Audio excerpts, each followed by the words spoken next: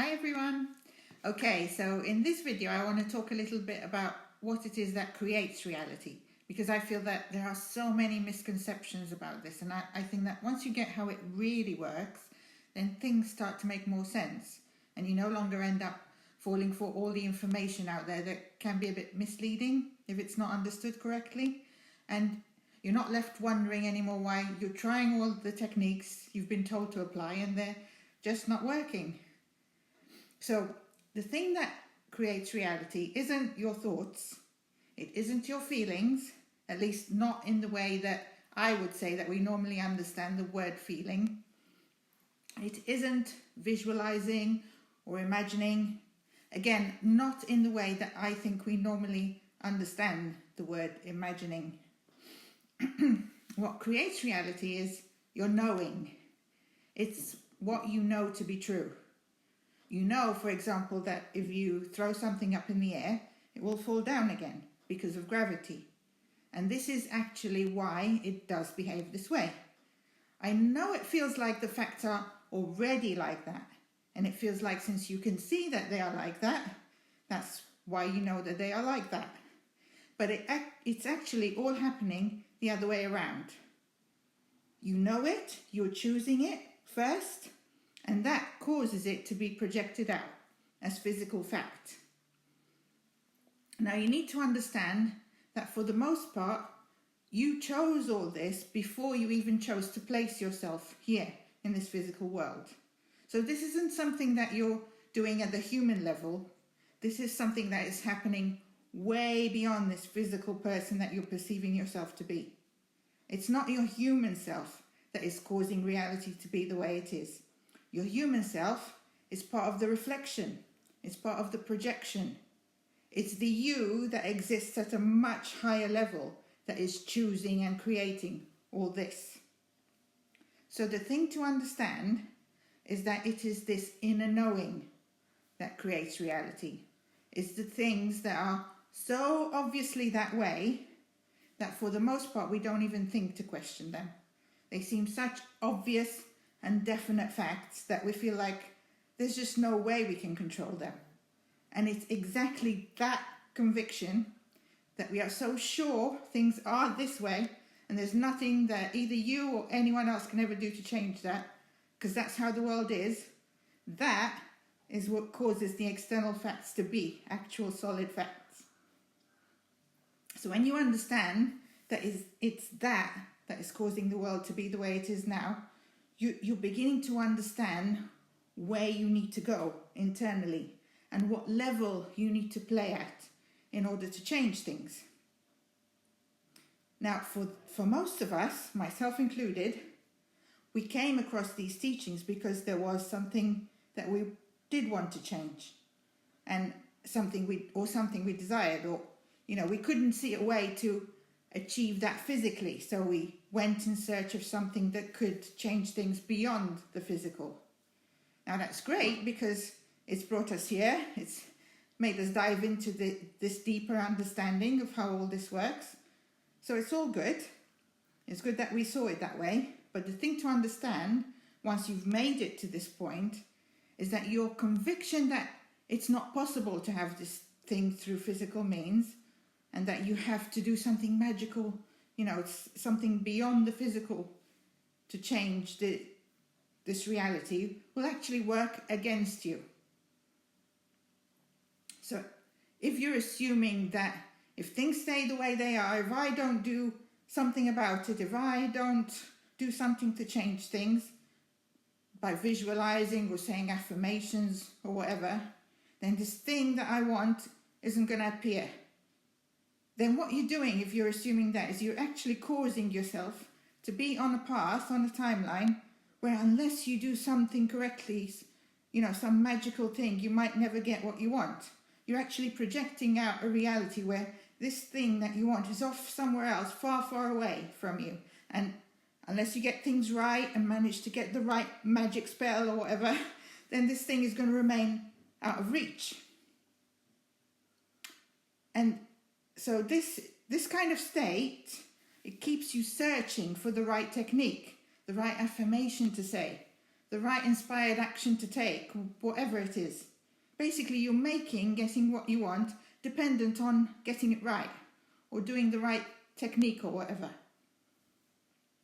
But there is a much easier way to live life in a way where the things that you want come to you easily and you're not dependent on this correct imagining or correct technique or whatever you might think the magic key is to getting what you want. So the trick is to drop the assumption that getting what you want is dependent on you doing something or on getting something right. And instead, simply start assuming that you are already on a path that is leading you to what you want. It's already happening. And there's nothing more that you need to do other than keep walking forwards along this path because it's already laid out. It's already going to appear. When you do that, now suddenly that becomes your reality, and that is what manifests as fact. And you will experience the path actually being really straightforward. Everything is leading to what you want. It's like an internal shift. You're just completely dropping any dependencies and just going, this is happening. End of story. No complications, no, I need to do this technique and that technique. You just choose it and that's it. And by assuming you're already on the path that is leading to your desired outcome, you cause the outcome and the path leading to it to be created immediately, just like that. There's absolutely no need to do anything other than that to cause it to happen. Now, the question that you're probably asking is, where do all the techniques come in then? Why do all these teachers talk about visualizing, imagining, affirmations, scripting, whatever your technique of choice is? Well, the thing is that we're human, right? Or at least we're experiencing ourselves as being human. So while it is the act of simply choosing what you want that creates the desired outcome, what happens is that we very easily go, well, how do I know that I definitely have chosen what I want and that I'm definitely on the right path? And that's where the technique can help, because the memory of definitively making that choice in whatever form your favorite technique takes can help you to solidify this within yourself and know that, yes, I am definitely choosing this. I have definitely chosen this. I wrote it down. I visualized it. I did SATs or whatever technique you prefer to use, and therefore it is done. And now I can relax and know that it's all taken care of and it's all unfolding just the way I want it to. It kind of gives your mind something to cling to, something to reassure it, what you might call a permission slip. So that is the reason why these kinds of things are so popular, because our human minds need something tangible to hold on to. So it's fine to do this and to use techniques if it helps, but do it with the awareness of why you are using it. Understand that it isn't the technique that is doing anything. It's your own acceptance, your own conviction that this is now happening and that you are now on this path that is taking you where you want to go. So don't make the technique into a false god. Don't give your power away to the technique. You are the one with the power. So use this understanding to be aware of how this works. And once you know that, absolutely feel free to experiment and use whatever technique works for you. But do it with this knowing in mind that you are the one creating this. It's not the technique that is doing anything. Now, another thing that I want to address is that your point of power is always now. It is never any time other than now. What you want is always available to you right now. And it's just a case of switching right now into the timeline that you do want to be on. And immediately reality shifts accordingly. It doesn't matter in the slightest what you did before. It only matters what you are choosing now.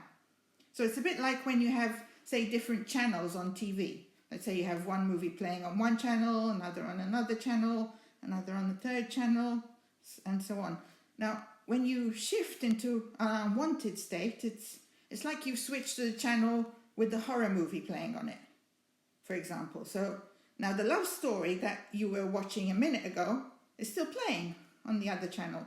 It's still unfolding. It's all, still playing out as normal. All that's happened is that you've switched your focus onto another movie that's much less pleasant. And the moment you notice that, you can go, oops, wrong channel. Let me switch back to the part that I do want to be on. And immediately you set everything right again, just like that. You haven't wasted any time. You haven't missed out because you were in the wrong state for a while. All of what you want is all still there. You had just switched to an unwanted state for a while. And now you're back and all is well again. It really is that simple, so don't make it more complicated than that. Okay, so that was a little brief explanation of what it is that creates reality, and hopefully it helps to clear up some of the misunderstandings that you may have had about how all this works. As usual, if you have any questions, please put them in the comments and I will address them in future videos. Right, okay, so that's it for this video. If you like these videos and you want more, please subscribe to the channel, because that will help me to be able to do more of this and to reach more people, and I really appreciate your support, so thank you for doing that. And well, that's it for today. Thank you for watching. Take care, enjoy the rest of your day, and I will see you in the next video. Bye for now.